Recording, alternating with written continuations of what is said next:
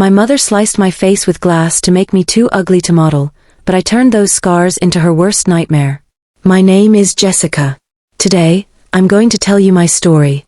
But before I continue, please like, share, and subscribe to hear more stories like this.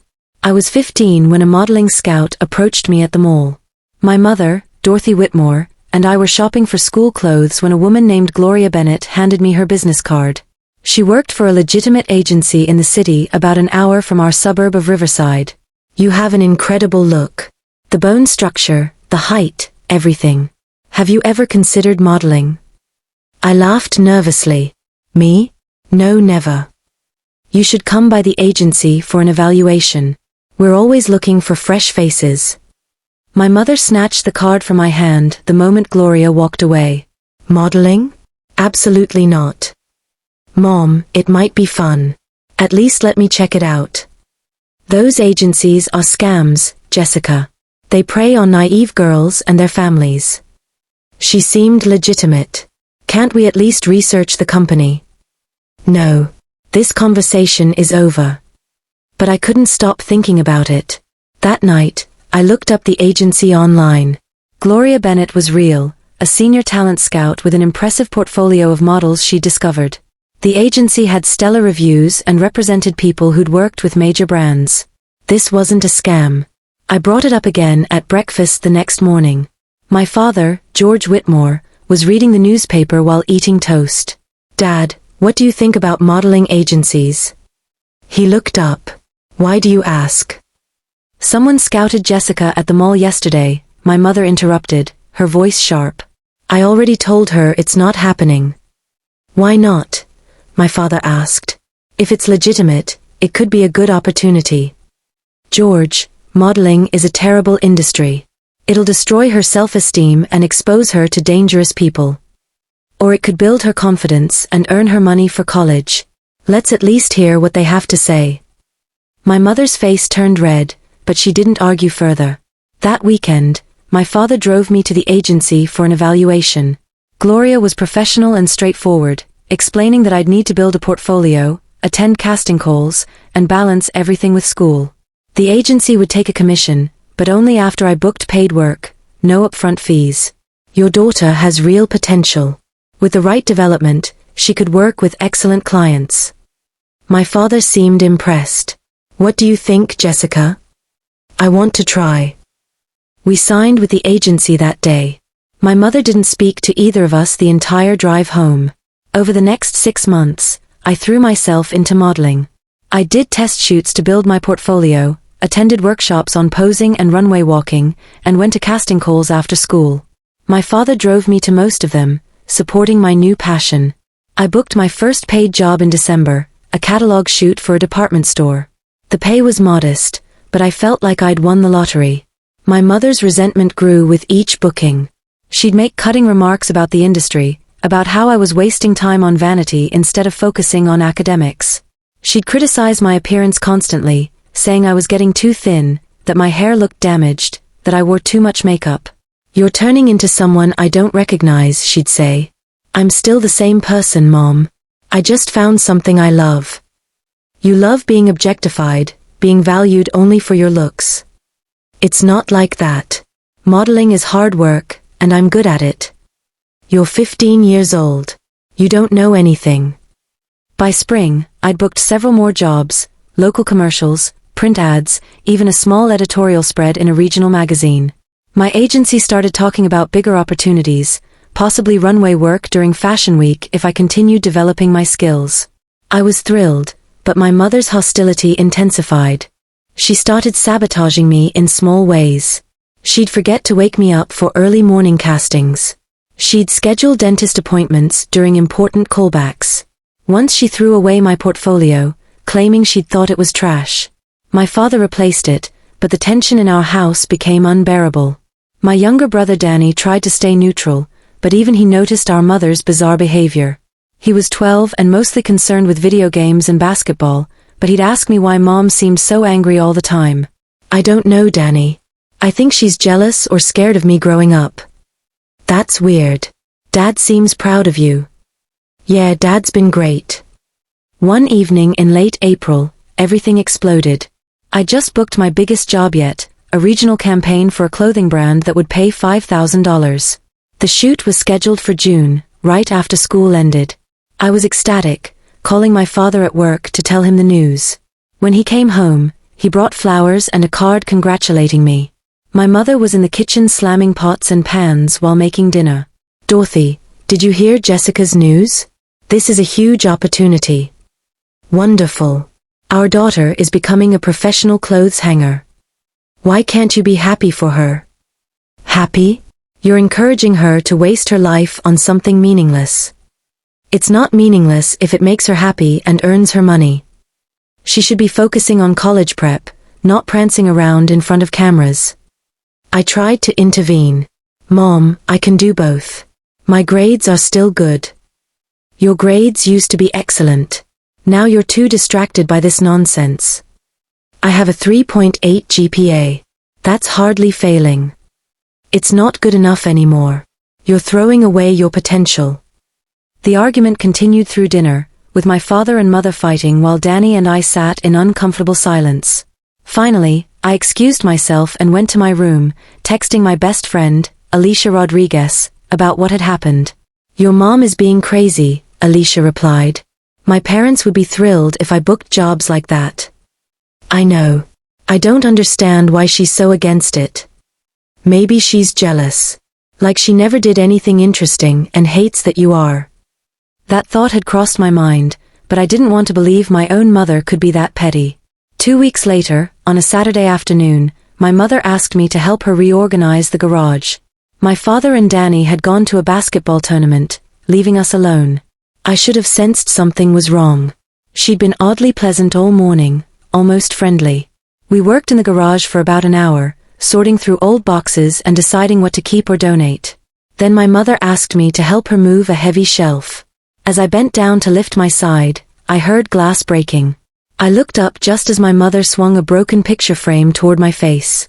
I tried to dodge, but the jagged glass caught me across my left cheek and down to my jaw. The pain was immediate and excruciating. I screamed, my hand flying to my face, feeling warm blood pouring through my fingers. "Mom, what did you do?" She stood there holding the broken frame, her face eerily calm. "It was an accident. You should have been more careful. You did this on purpose. You swung it at me. Don't be dramatic. You moved suddenly when the frame broke." I stumbled into the house, blood dripping down my neck and soaking my shirt. I grabbed a kitchen towel and pressed it to my face, then called my father with my free hand. "Dad, come home now. Mom cut my face with glass." "What? Jessica, what happened?" "Just come home. I need to go to the hospital." He arrived 20 minutes later, having driven back at dangerous speeds. When he saw me, his face went white. The towel was soaked through with blood, and I could feel the wound still bleeding underneath. "Dorothy, what the hell happened?" "It was an accident, George. The frame broke while we were moving things." "Accident?" Look at her face. She moved suddenly. I couldn't help it. My father didn't waste time arguing. He grabbed his keys and drove me to the emergency room, leaving my mother standing in the driveway. Danny stayed at the tournament with a friend's family. At the hospital, the ER doctor, a woman named Dr. Karen Holloway, examined my face with a grave expression. The cut was deep, requiring stitches, a lot of them. She asked how it happened. My mother cut me with broken glass. Dr. Holloway's eyes sharpened. On purpose. I hesitated. Saying it out loud would make it real. Undeniable. Yes. Your father is in the waiting room. Do you want him here for this conversation? Please. They brought my father in, and I told Dr. Holloway everything. My mother's escalating hostility toward my modeling, the sabotage, the argument 2 weeks ago, and finally today's attack. Dr. Holloway listened carefully, taking notes. "Jessica, I'm required by law to report suspected abuse. What you're describing sounds like intentional harm." "I know it was intentional." She swung the glass at me. My father looked devastated. "I knew Dorothy was upset about the modeling, but I never thought she'd hurt you." Dr. Holloway called hospital security and social services. Within an hour, A police officer named Detective Frank Morrison arrived to take my statement. I repeated everything again, and my father corroborated the pattern of hostility and sabotage. Meanwhile, Dr. Holloway brought in a plastic surgeon, Dr. Andrew Walsh, to assess the damage and perform the stitches. He was gentle but honest. The laceration is significant. I'll do my best to minimize scarring, but you'll need follow-up treatments, possibly laser therapy or surgical revision later. The scar will be visible. My heart sank. My face was my career, and now it was damaged, possibly permanently. Dr. Walsh seemed to read my thoughts. Jessica, scarring doesn't mean your life is over. Many models work successfully with scars. But I won't lie, this will change things. The procedure took over an hour. When it was done, I had 23 stitches running from my cheekbone to my jaw. Dr. Walsh bandaged everything carefully and prescribed pain medication and antibiotics. Detective Morrison met with us again before we left. I've spoken with your mother. She maintains it was an accident, but given your statement and the circumstances, we're treating this as assault. She's been arrested and is currently at the station. Good, my father said firmly. I want a restraining order. She's not coming near Jessica again. That night, my father, Danny, and I stayed at a hotel. My face throbbed despite the pain medication, and I couldn't stop crying. My father held me while I sobbed, apologizing over and over for not protecting me. This isn't your fault, Dad. I didn't think she'd actually hurt me. I should have seen how unstable she was becoming. Over the next few days, the legal process moved forward. My mother was charged with assault causing bodily harm. She hired a lawyer, a sleazy guy named Ronald Fletcher, who tried to argue it was an accident, that I'd moved unexpectedly. But the prosecutor, a sharp woman named Christine Walker, had my testimony, Dr. Holloway's report documenting the suspicious nature of the injury, and my father's account of my mother's escalating hostility. The restraining order was granted immediately. My mother couldn't contact me or come within 500 feet of our house, my school, or the modeling agency. I missed 2 weeks of school recovering from the injury. When I returned, everyone stared at the bandages on my face. Alicia stayed by my side, running interference with nosy classmates who asked invasive questions. The worst part was calling Gloria at the agency. I explained what happened, my voice breaking as I described the attack and the scarring. Jessica, I'm so sorry. That's horrific. I know this probably ends my career before it really started. Let's not jump to conclusions. Focus on healing first, both physically and emotionally. We'll figure out the rest later. The June campaign I'd booked was cancelled. I couldn't work with stitches in my face. The client was understanding but needed to move forward with someone else. Losing that job hurt almost as much as the physical injury. My mother's trial was set for September. In the meantime, my father filed for divorce and full custody of Danny and me. My mother didn't contest either.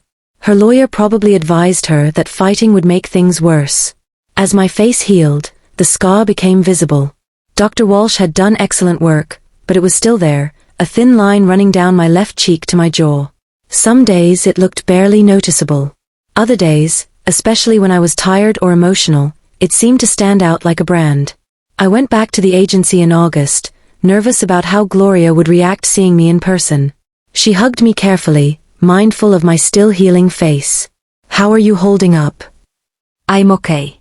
Physically, at least. Emotionally is harder. I can imagine. Have you thought about whether you want to continue modeling? Ido. But I don't know if anyone will hire me now. Let's find out. The industry is changing. There's more appreciation for unique looks, for real stories. Your scar doesn't make you less beautiful, Jessica. It makes you distinctive. We did a test shoot the following week. The photographer, a kind man named Trevor Paulson, worked with me to find angles that either minimized or embraced the scar depending on the shot. Looking at the photos afterward, I barely recognized myself. I looked older, more serious, but also stronger somehow. Gloria started submitting me for jobs again, being upfront about the scar.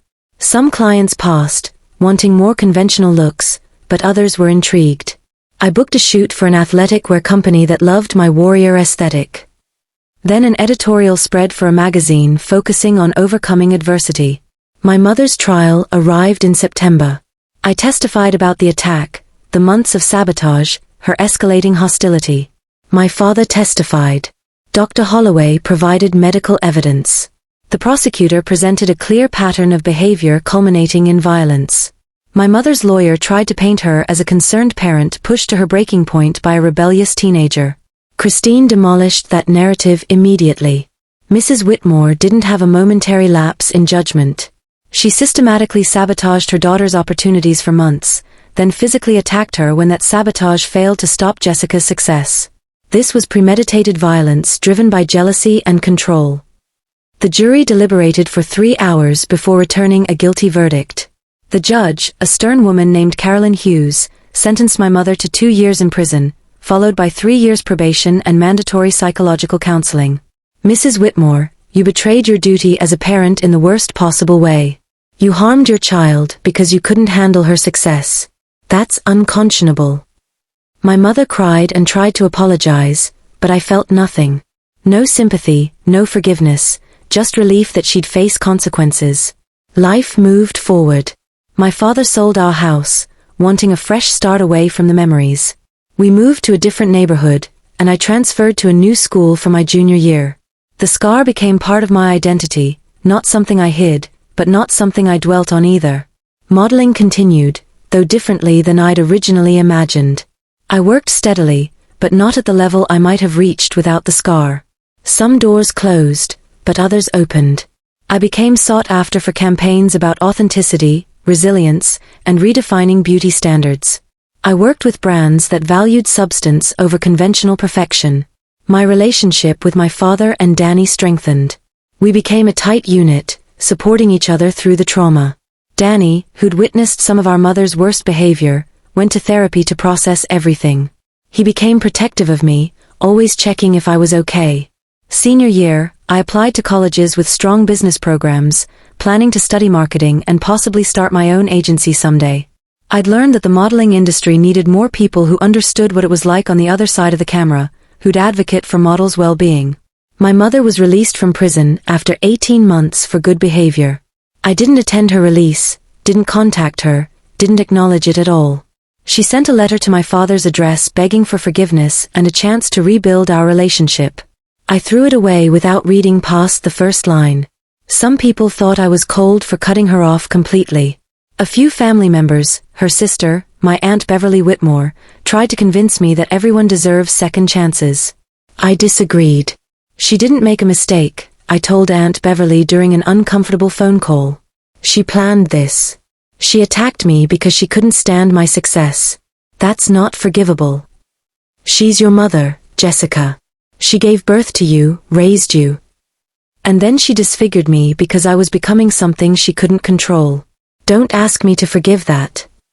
I graduated high school with honors and a full scholarship to a university 3 hours away. Walking across that stage to receive my diploma, I felt proud, not just of the achievement, but of everything I'd survived to get there. College opened new worlds. I continued modeling part-time while studying, building connections in the fashion and marketing industries. The scar remained, fading slightly but never disappearing. I stopped seeing it as damage and started viewing it as proof I'd survived something terrible and kept moving forward. I took classes in business management, marketing strategy, and psychology, wanting to understand not just how the industry worked, but why people behaved the way they did. My professors noticed my drive, my unique perspective as someone who'd experienced both sides of the fashion world. During my sophomore year, I interned at a major modeling agency in the city. I saw firsthand how young models were treated, some with care and respect, others exploited and manipulated. I saw the pressure to maintain impossible standards, the toll it took on mental health, the predatory behavior that too often went unchecked. I knew I wanted to change that. By my junior year, I was writing my thesis on ethical practices in talent management. I interviewed dozens of models, agents, photographers, and industry insiders. The stories I heard ranged from inspiring to heartbreaking. Many echoed my own experiences in different ways: parents who pushed too hard or pulled them back, agencies that prioritized profit over well-being, clients who crossed boundaries. My thesis advisor, Professor Janet Crowley, encouraged me to think bigger. You're not just documenting problems, Jessica. You're outlining solutions. Have you considered starting your own agency? I've thought about it. But I'm 20 years old. Who'd take me seriously? Someone with your experience and vision? More people than you think. Start small. Build something that reflects your values. The idea took root. I spent my senior year developing a business plan, researching legal requirements, connecting with potential clients and models. My father offered to invest the seed money, believing in my vision. You've earned this, he said when I tried to refuse. Not just because you survived what your mother did, but because you're building something meaningful from it. 6 months after graduation, I opened Bennett and Whitmore Talent, named partly after Gloria, who'd given me my start, and partly to reclaim my family name from the woman who tried to destroy me. The agency started small, just me, 1 assistant, and a roster of 5 models. But word spread quickly. Models who'd felt undervalued or mistreated at other agencies started reaching out. Parents who wanted ethical representation for their children called for consultations. Photographers and brands interested in authentic storytelling wanted to collaborate. I prioritized things other agencies overlooked. Every model signed with us received media training, financial literacy education, and access to mental health resources. We had strict policies about working conditions, client behavior, and age-appropriate assignments. We turned down lucrative contracts if they compromised our values. Gloria Bennett became an informal mentor, offering advice when I needed it. You're doing what I always wished this industry would do, she told me during a coffee meeting. Treating people like people, not commodities. Within 3 years, Bennett and Whitmore had grown to represent over 40 models and expanded to include actors and influencers. We weren't the biggest agency, but we had a reputation for integrity that attracted the kind of clients we wanted to work with, brands focused on diversity, authenticity, and social responsibility. I became a speaker at industry conferences, talking about ethical talent management and supporting young people in creative fields. Journalists interviewed me about my scar, my story, my agency's philosophy. Each time I shared what had happened, I hoped someone hearing it might recognize warning signs in their own situation, might find the courage to seek help. My mother tried to reach out again when news articles about my agency started appearing. This time through Danny, who'd maintained minimal contact with her out of a sense of obligation. He called me one afternoon, his voice hesitant. Hey Jess. Mom saw an article about your agency. She wants to talk. No. She says she's different now. That she's gotten help. I'm glad she got help. But that doesn't mean I need to let her back into my life. I get it. Just thought I should tell you. Thanks for letting me know. But my answer is still no. Danny understood.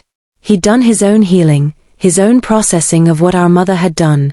He didn't push. The scar is still there, a permanent reminder of her jealousy and violence. But it's also a reminder of my strength, my resilience, and my refusal to let anyone, even my own mother, destroy my dreams. Now, at 28, I run a thriving agency that's helped launch dozens of careers while maintaining the ethical standards I wished had existed when I was starting out. I mentor young people, especially those from difficult backgrounds, teaching them to recognize and escape toxic situations. I advocate for industry reforms that protect vulnerable talent from exploitation. My life didn't turn out the way my 15-year-old self imagined when Gloria handed me that business card. It turned out better, not despite what happened, but because I chose to transform that trauma into purpose. My mother and I have never reconciled. She's tried reaching out a few times through letters, through relatives, once even showing up at an event where I was speaking. Security escorted her out. Each time, I've maintained the boundary. She made her choice when she swung that glass at my face. And I've made mine by refusing to let her back into my life. Some people still think I should forgive her. They don't understand that forgiveness isn't always healing, sometimes boundaries are. Sometimes the most loving thing you can do for yourself is refuse to let someone who hurt you again. If your parent physically harmed you to sabotage your success because they couldn't handle you surpassing them, would forgiveness ever be possible? Or would the wound be too deep to heal? For me, the answer is clear. The wound has healed. The scar remains. And I've built something beautiful from the broken pieces.